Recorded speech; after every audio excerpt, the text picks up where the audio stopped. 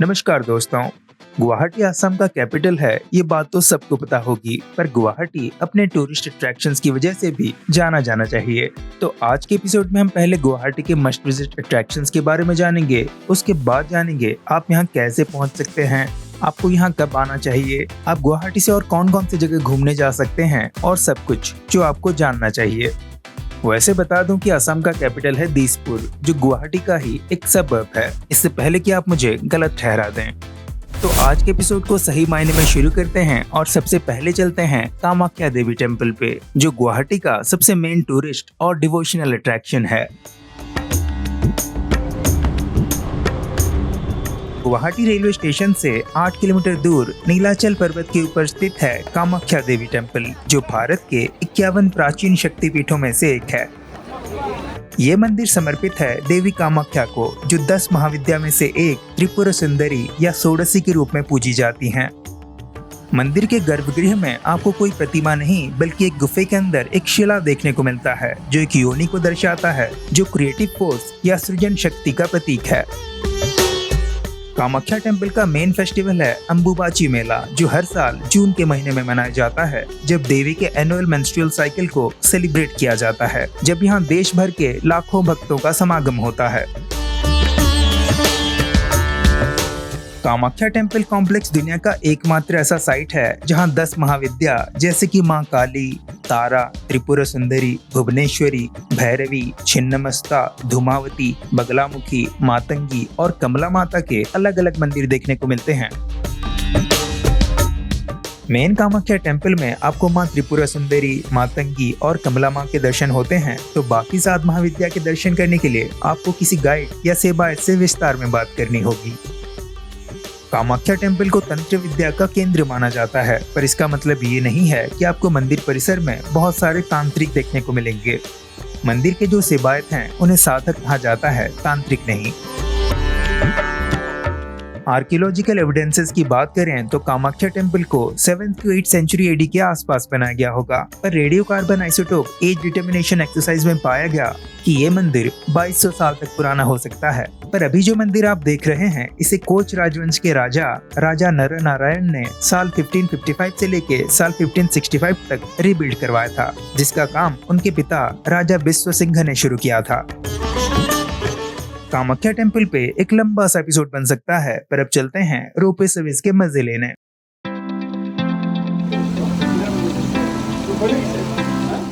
गुवाहाटी के कुछ exciting activities में से एक है रोपवे सर्विस, जो आप फ्रेंड्स और फैमिली के साथ ट्राई कर सकते हैं। केबल कार से आप दुनिया की कुछ सबसे लॉन्गेस्ट और वाइडेस्ट रिवर्स में से एक ब्रह्मपुत्र रिवर को एक अलग पर्सपेक्टिव से देख सकते हैं। आपको पिकॉक आइलैंड भी दिखाई देगा, जहां बहुत ही प्रसिद्ध उमानंद टेम्पल है, पर ध्यान देने वाली बात यह है कि वहां केबल कार का स्टॉपेज नहीं है। केबल कार्स ऑपरेट करते हैं साउथ गुवाहाटी और नॉर्थ गुवाहाटी के बीच, और हमने केबल कार बोर्ड किया साउथ गुवाहाटी से। उमानंद टेम्पल कैसे पहुंचना होता है और मैं कैसे पहुंचा, उसके बारे में आगे चल के बात करेंगे। और एक बात, ये सर्विस 2nd और 4th थर्सडे को बंद रहता है। ऑपरेशन टाइम है सुबह के 8:30 बजे से लेके दोपहर के 4:30 बजे तक। नॉर्मल टिकट का प्राइस है 1 वे का 100 रुपए, 3 से 12 साल के बच्चे और सीनियर सिटीजन के लिए 50 रुपए, और 3 साल से कम उम्र के बच्चे और स्पेशली एबल्ड पर्सन के लिए ये सर्विस फ्री है। बाकी जरूरी चीजें आप स्क्रीन पे देख सकते हैं।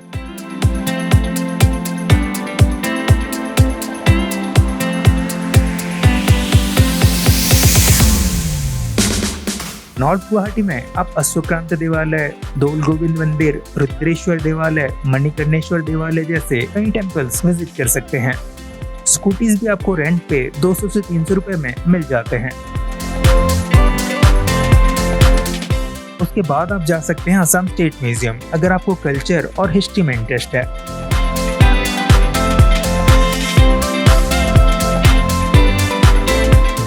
यहाँ आपको एक माइंड ब्लोइंग स्कल्पचर गैलरी देखने को मिलता है, जहाँ सैकड़ों साल पुराने और कुछ तो 1000 से 1500 साल पुराने स्कल्पचर्स और इंस्क्रिप्शंस डिस्प्ले किए गए हैं।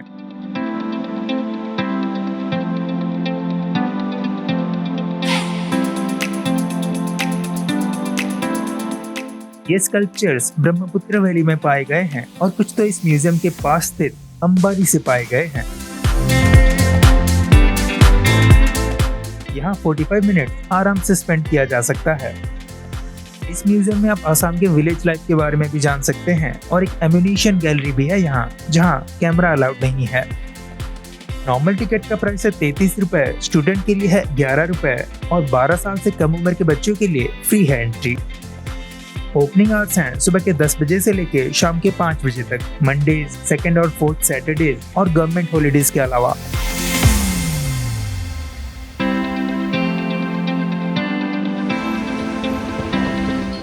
स्टेट म्यूजियम के ठीक सामने ही है दिघौली पुखुरी पार्क, जिसके दूसरी तरफ है वॉर मेमोरियल।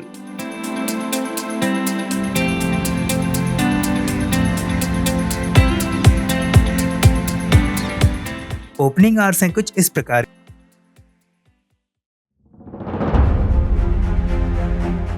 यहाँ के सबसे पहले आपकी नजर पड़ती है विजयंतर टैंक, जो साल 1971 के इंडो पाक वॉर में शामिल था।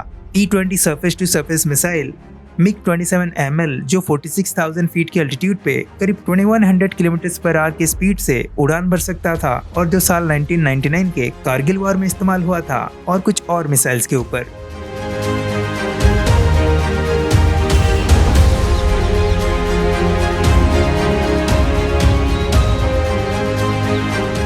ये मेमोरियल डेडिकेटेड है उन सभी वॉर हीरोज को जिन्होंने खास करके battle of Saraighat, battle of Itakhuli, battle of Samdhara, Khasi rebellion, anti British uprising, Sino India war और सारे इंडिया पाकिस्तान वॉर्स के दौरान अपनी मातृभूमि के लिए जान दी थी।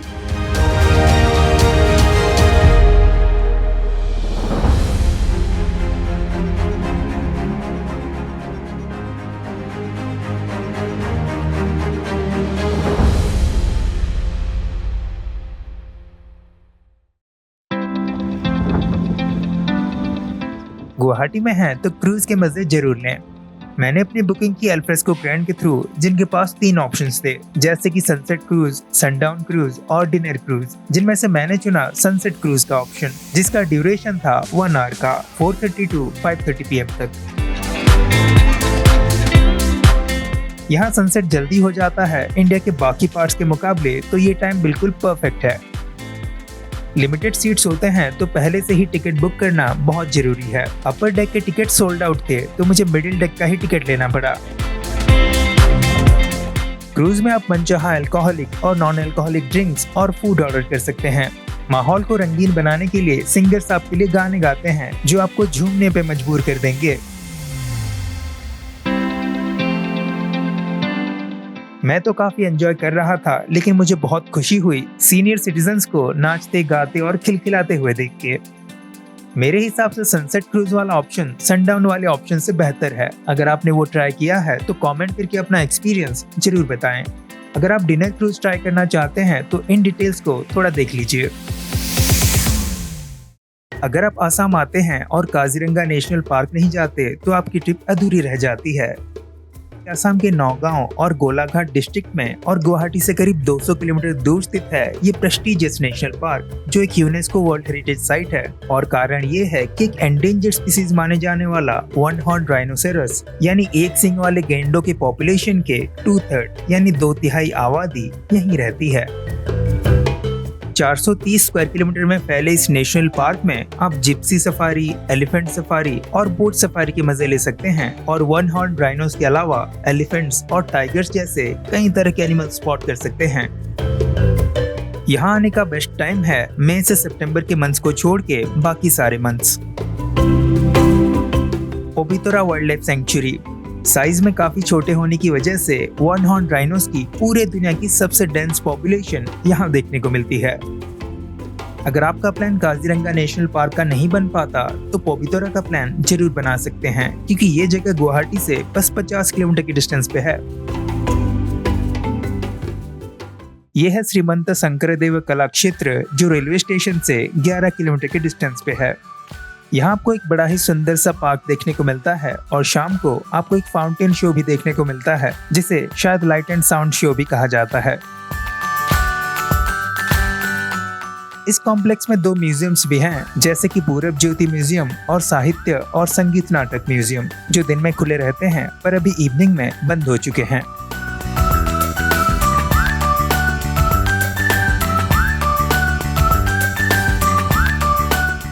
एंट्री फी है दोस्तों कुछ इस प्रकार से। फिर है रीजनल साइंस सेंटर, जहाँ की एंट्री फी है 45 रुपीज और जो रेलवे स्टेशन से 11 किलोमीटर के डिस्टेंस पे है। यहाँ साइंस के कई सारे कॉन्सेप्ट्स को इजी और फन वे में दिखाया गया है ताकि बच्चों को चीजें आसानी से समझ में आए और मजा भी आए। बड़ों के लिए भी यहाँ सीखने के लिए बहुत कुछ है, पर बच्चे साथ हों तो यहाँ पे जरूर आएं। गुवाहाटी के सरानिया हिल्स के ऊपर स्थित है गांधी मंडप, जहां साल 1965 में महात्मा गांधी जी के टीचिंग्स और लाइफ के बारे में लोगों को बताने के लिए एक म्यूजियम स्थापित किया गया था। गांधी जी दरअसल उनके 1946 के आसाम दौरे के समय इसी हिल पे ही रुके थे। सरानिया हिल्स के ऊपर आपको इंडिया के कुछ टॉलेस्ट फ्लैग पोल्स में से एक देखने को मिलता है। गुवाहाटी के बाकी घूमने की जगहों की बात करें तो वो हैं असम स्टेट जू कम बोटेनिकल गार्डन, पूर्व तिरुपति श्री बालाजी टेम्पल, फैंसी बाजार और पल्टन बाजार जैसे बहुत सारी जगह। पर आखिर में बात करेंगे उमानंद टेम्पल के बारे में।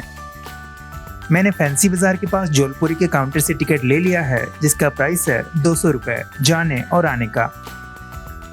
फेरी कुछ इस प्रकार का है, ये है लोअर डेक, ये है अपर डेक और वो है पिकॉक आइलैंड। आइलैंड तक पहुंचने में हमें करीब 20 मिनट का समय लगा। ये आइलैंड शिवजी और मां पार्वती को समर्पित उमानंद टेम्पल के लिए काफी प्रसिद्ध है। मां पार्वती का नाम ही उमा है, तो शिवजी को यहाँ आनंद का स्रोत माना गया है। इस आइलैंड को भस्माचल भी कहा जाता है, क्योंकि माना जाता है कि भगवान शिव इसी पहाड़ी के ऊपर तपस्या कर रहे थे जब कामदेव ने तपस्या में बाधा डाली और शिवजी ने उन्हें भस्म कर दिया। उमानंद टेम्पल को साल 1694 में राजा स्वर्गदेव गदाधर सिंह के द्वारा रेनोवेट किया गया था, जबकि इसका निर्माण कब हुआ था उसके बारे में ज्यादा जानकारी नहीं है। तो ये है गणपति जी का टेम्पल, ये है मेन टेम्पल, ये है वैद्यनाथ टेम्पल और वो है महाकाल टेम्पल। लाइन बहुत ही ज़्यादा लंबी है। तो आपका प्लान बना रहे हैं दुनिया के स्मॉलेस्ट इनहेबिटेड आइलैंड और गुवाहाटी के बाकी जगहों को एक्सप्लोर करने का, कमेंट करके जरूर बताएं। इस एपिसोड को यहीं पे रखते हैं दोस्तों। आपके वैल्यूएबल टाइम देने के लिए बहुत बहुत शुक्रिया। मिलते हैं बहुत ही जल्द, तब तक के लिए bye, take care and keep travelling.